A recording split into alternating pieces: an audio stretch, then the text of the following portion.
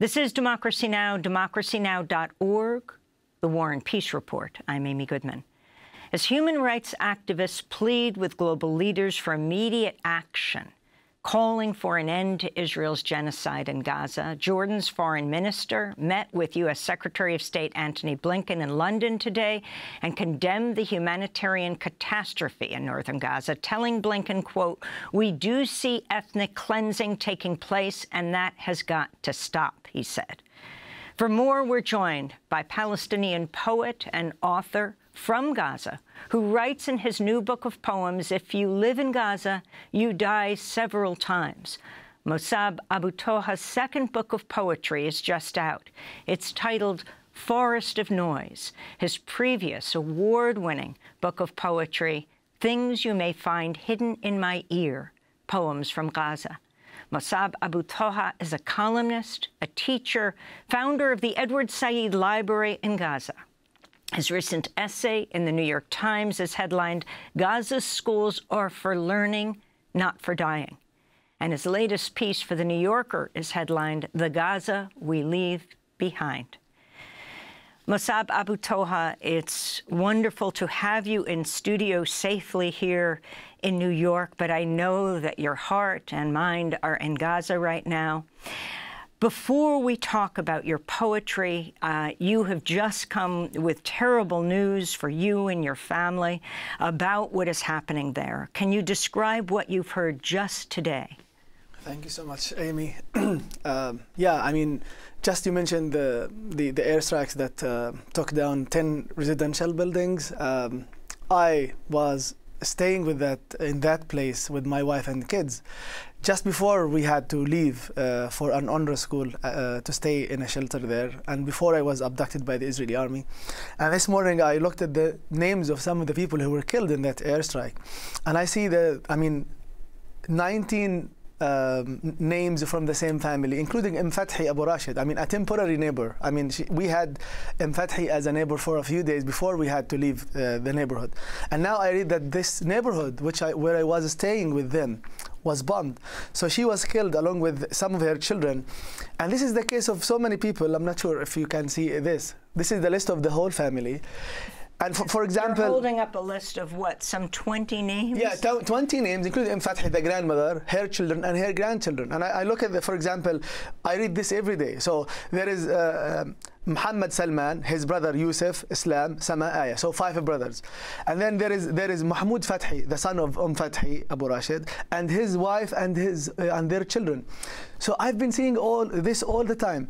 And by the way, we are focusing right now on North Gaza. Yesterday, late at night, Israel bombed intensely Khan Yunis. And I'm looking at some of the pictures here.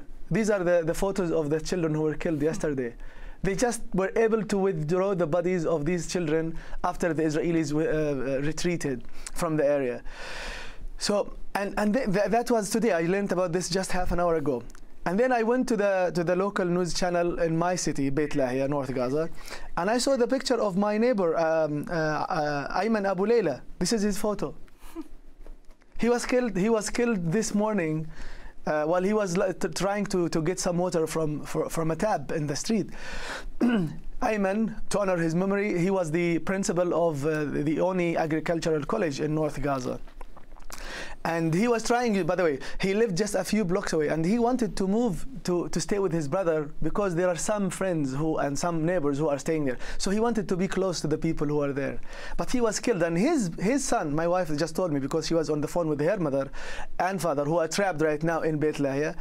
They were told that the brother of my neighbor has been critically wounded, and he is in the house. There is no way that an ambulance can come. There is no way that anyone can come to their rescue. And the same thing happened yesterday in the Jabaliya refugee camp, the 10 residential buildings that were took down.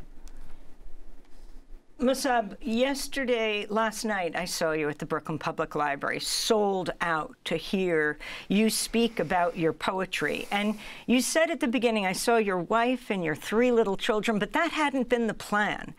You're now in Syracuse, at Syracuse University. Yeah. Talk about you almost canceling the day before because your wife was too terrified for you to come to New York. Indeed, I mean, taking my wife and 3 kids with me was a last-minute decision. I mean, the Israeli army has been, horribly attacking North Gaza, displacing people, and kidnapping, abducting doctors and nurses and journalists, and even the injured people. They had to evacuate. I mean, just imagine, I mean, people who have been injured and they had some medical care and they had to be on some medical equipment. They are taken away from the hospital. Some of them would die. And that's why the Lancet Journal said that more than 200,000 people have died or were killed by the Israeli airstrike, the Israeli military campaign since October 7th. So my wife's family, including her father, her mother, her siblings, and some of the nephews and nieces, her grandparents too, aged 75, they are now trapped in the family house and they are unable to leave. And now the Ata Abu Layla, my neighbor, was killed just a few meters away from them by a shrapnel, by a piece of shrapnel from a tank shell.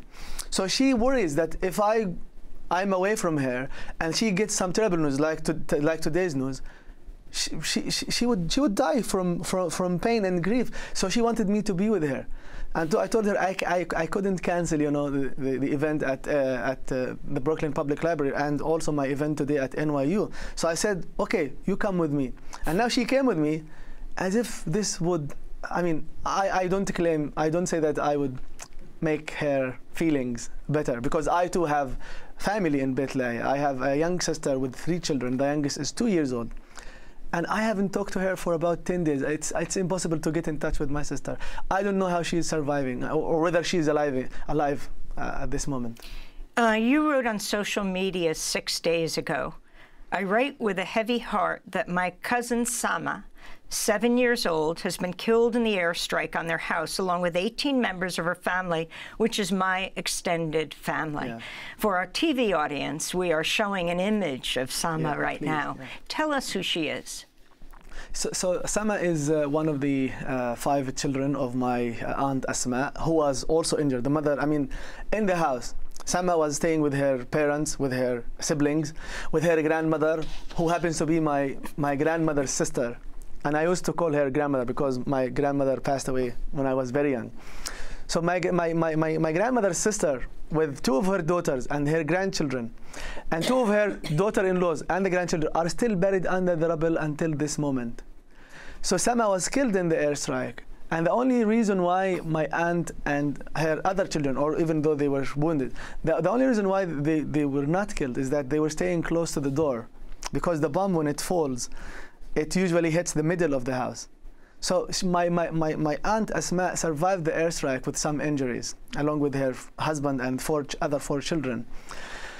And they had, by the way, my aunt had to walk to the Israeli soldiers who were standing just a few meters away from the bombed house. So just imagine a criminal killing you and then waiting for you until you are either dead or come to them limping. And she told me that she kissed their hands, begging them to leave them alone, and if she could take with her some wheat flour from the house that she was keeping next to her, because there is no food in Gaza. So Sama was 7 years old, and I remember something very clearly, which is that every time I visited my aunt's house, especially during the Eid, you know, after the Ramadan and after, you know, the pilgrimage season. So we have 2 big Eids or feasts. So I used to visit my aunt, and her children are there. And this photo is from, I think you showed it, but this is from the Eid. This is her dress. And my aunt would bring a sheet of paper and ask her daughters, including Sama, Yalla, because I'm an English language teacher. So she said, Yalla, show Musab. Show Musab the new words that you have learned, the colors, the animals. But now Sama, I mean, I did not have the chance to bid her farewell. This is my cousin. And I lost 31 members of my extended family, including 3 first cousins, 2 of them with their husband and children. I didn't get just the chance even to see them before they were buried. And I don't know whether some of them had any part of their bodies intact after the airstrikes. So just imagine the magnitude of loss that I'm facing I'm just one person.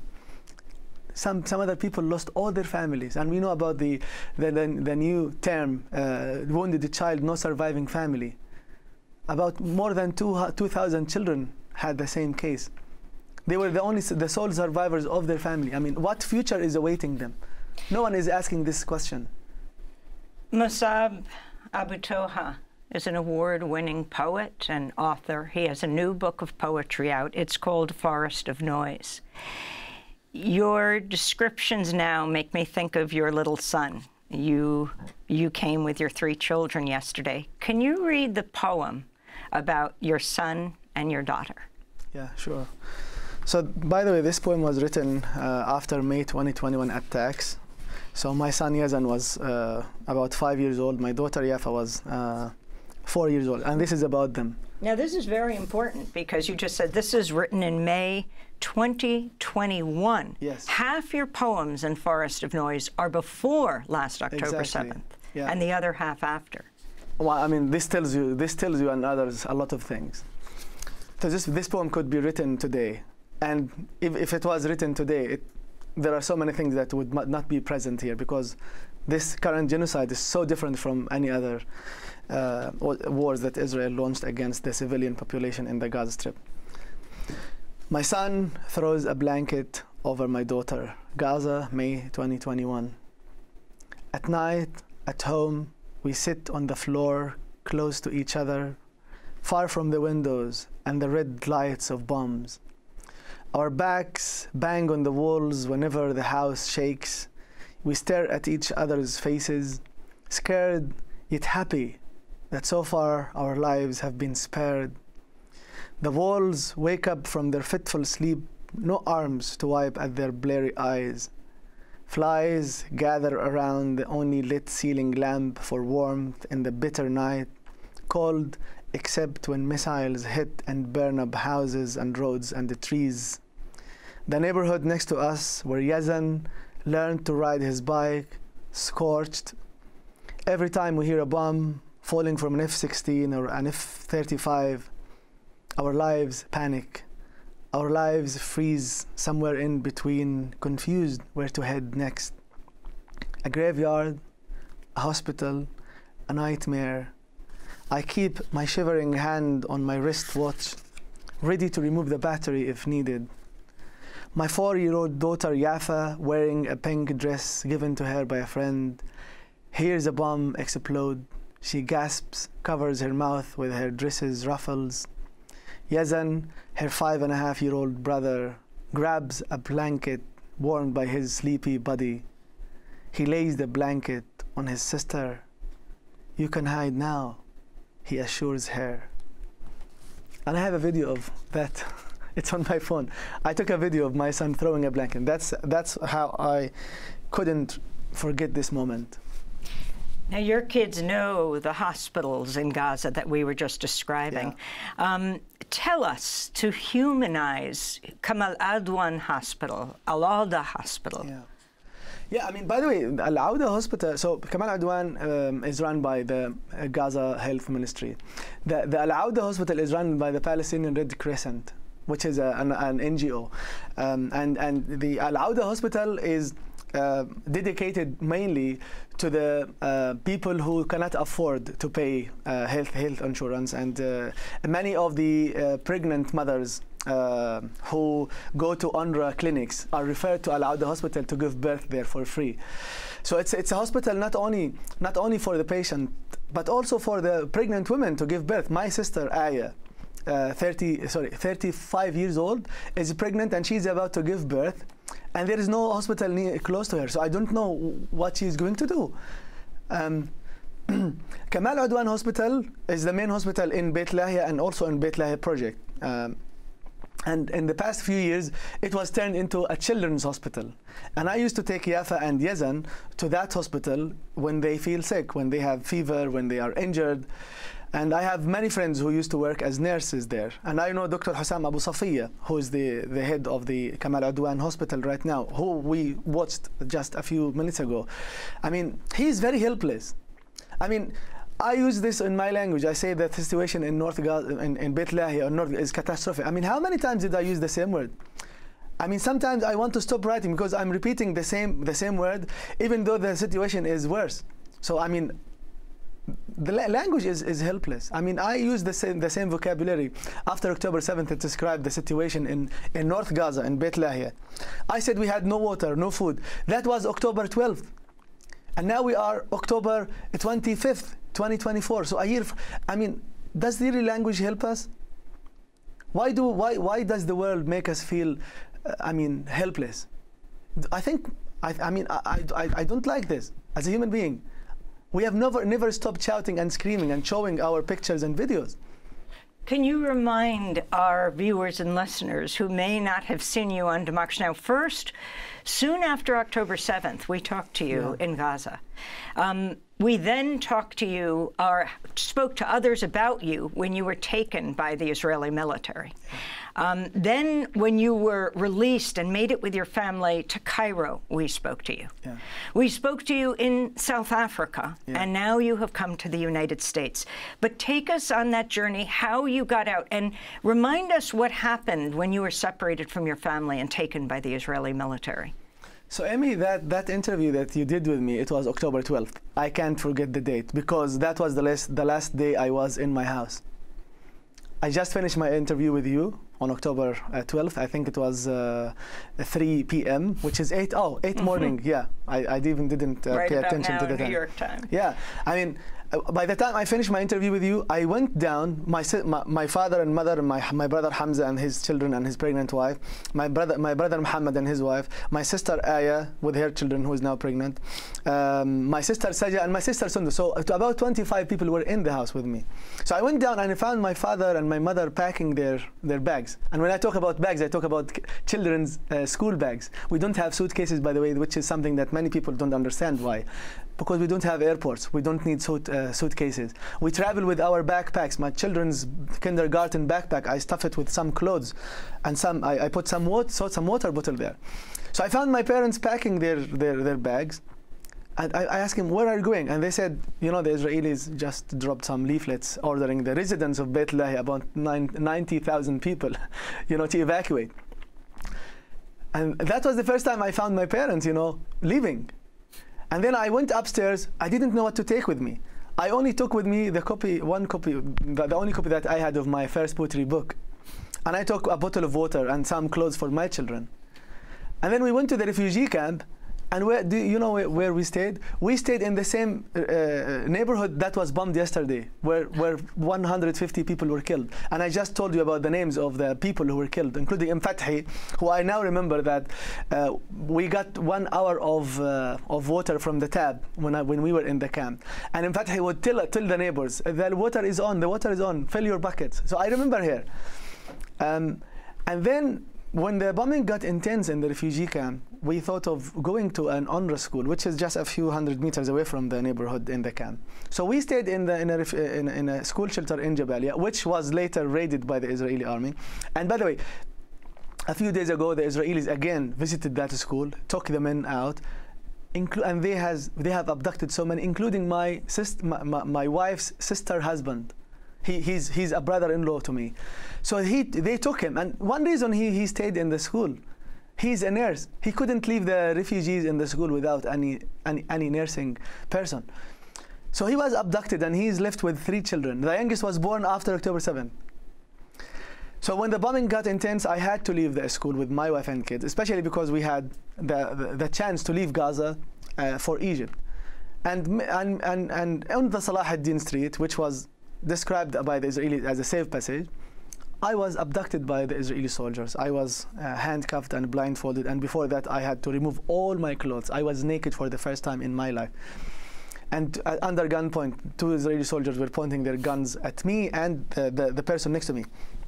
And then we were taken to a place we didn't know. I mean, for me, as a Palestinian who was born in Gaza, I had never been to Palestine, which is now Israel. So that was the first time for me to sleep in my country, as a detainee, as someone who was blindfolded and handcuffed, as someone who didn't know whether his wife and children, who he left behind, were still breathing.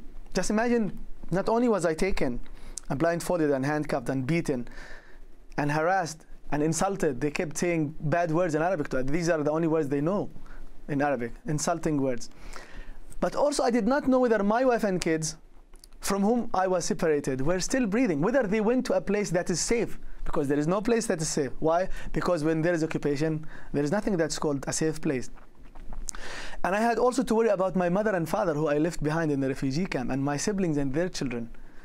I mean, I was torn into 100 pieces, thinking about myself. Why are they taking me? Where are they taking me? And I heard some young men screaming. You know, some of them had to be separated from their pregnant wives. So after 3 days, I was released. I was dropped at the same checkpoint. But there was international outcry over you having been taken. As Mosab Abu Toha, not as a Palestinian. So I think many people cared about me because I am a friend and a writer. But they did not maybe consider maybe doing the same thing with other people. It's easy to get someone out than getting a whole population from under the military fist of the Israeli army. I mean, just imagine if I was not a writer, if I was not a poet, if I did not have a publisher, if I did not have some journals and magazine that I wrote for. Just imagine no one knew about me. I would still have been under the Israeli custody. Maybe I could have died, just like Dr. Adnan al-Bursh, who was taken from Al-Auda hospital, by the way, in November last year, and he was announced dead last October. He was the best surgeon in the Gaza Strip, and he died. He was killed. I wanted to ask you about another man, another poet, but he didn't make it. Yeah. The Palestinian poet, the Islamic University professor, someone you knew, Refaat Alareer. Last on Democracy Now!, October 10th, 2023. Refaat was killed by an Israeli strike in December, along with his brother, sister, and 4 of his nieces. This is Scottish actor Brian Cox reciting Refaat Alareer's poem, If I Must Die. And then I want you to share your poem, a sort of segue to Refaat's If I Must Die, a video that went viral. If I must die, you must live to tell my story, to sell my things, to buy a piece of cloth and some strings. Make it white with a long tail, so that a child somewhere in Gaza, while looking heaven in the eye, awaiting his dad who left in a blaze and bid no one farewell, not even to his flesh, not even to himself, sees the kite, my kite you made, flying up above, and thinks for a moment an angel is there, bringing back love. If I must die, let it bring hope. Let it be a tale. Scottish actor Brian Cox, you know, who played in Succession, reciting Refaat Alareer's poem, If I Must Die, in a video that went viral. And you can go to democracynow.org to see our interview with Refaat just before he was killed. In your book, Mosab Abu Toha, Forest of Noise, talk about Refaat and then your kind of rejoinder to this poem. I mean, I knew Refaat as a professor at the Islamic University of Gaza. He did not teach me, but I would say that he taught me a lot. Because when I was in my second year, he was in Malaysia finishing his PhD. And when he returned, I was already finishing my courses. But he was someone who led me to the We Are Not Numbers project that he co-founded, which is a project that offers some mentorship for young writers. I was in the beginning of my writing career. So he introduced me to the group, and that is a picture that I took with the strawberries. We're showing an image of Refaat holding strawberries. Yeah, we picked that same strawberry together in Beit Lahiya, in my father-in-law's farm, my father-in-law's farm. So yeah, I knew Refaat as a father. He was a wonderful father for his kids, and he was a lovely son of his parents. His parents still survive, I hope, in Gaza City. And he's also a professor of English literature. And we talk when we were talking about literature, he would talk about Arabic literature and also English literature. His favorite poet, I think, was John Donne. And in the Arabic language, he loved the classical Arabic poems like Al-Asha, like Imru al-Qais, like Ibn Halliza. He would recite some Arabic poems to me, and I was amazed, you know. Before Refaat was killed, he published his poem, If I Must Die, and he posted it on his Instagram. And I read that poem, and I was still in North Gaza. It was before I was abducted. And it was very heartbreaking for me. I mean, someone writing about his death and what he wishes his death to be like. And I couldn't but try and write my own If I Must Die. But I did not call it If I Must Die. I wrote If I'm Going to Die. But after he was killed, I retitled the poem, which is now called A Request. A request after Refaat Alareer. If I am going to die, let it be a clean death. No rubble over my corpse, no broken dishes or glasses, and not many cuts in my head or chest. Leave my ironed, untouched jackets and pants in the closet, so I may wear some of them again at my funeral. Yeah. Mosab Abu Toha reading from his new second book of poetry, Forest of Noise. Just months after Refaat was killed, his eldest daughter, Shaima Refaat Alareer, was also killed in an Israeli strike in Gaza, along with her husband and 2-month-old son, Refaat's grandchild. Yeah. Yeah, I mean, just imagine, I mean, Refaat became a grandfather after he was killed. He became a grandfather after he was killed.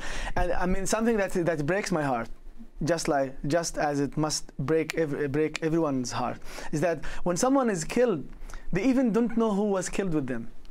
They don't know. I mean, Refaat did not know that his daughter Shaima and her husband Abdurrahman Siyam, I think his name, and his grandchild were killed after him. I mean, I don't know whether he knows about this, whether, I mean, he's now, I mean, feeling a lot of pain knowing about this.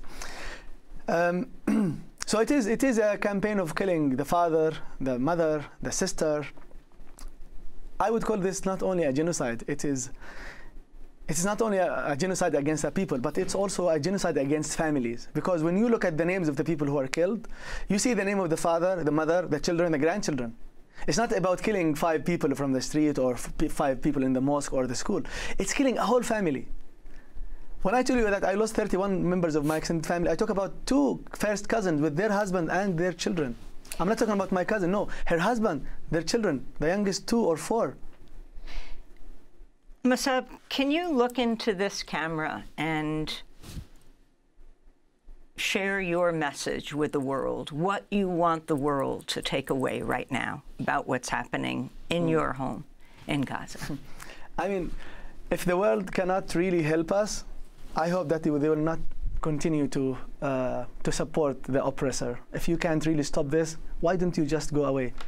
I mean, I wish the world was ignoring us. No, they are not ignoring us. No, they are contributing to our suffering and the genocidal campaign that Israel has been launching not since last year, since 76 years. I mean, maybe you just mentioned that. That Blinken says that in a few days, you know, the negotiations would start again.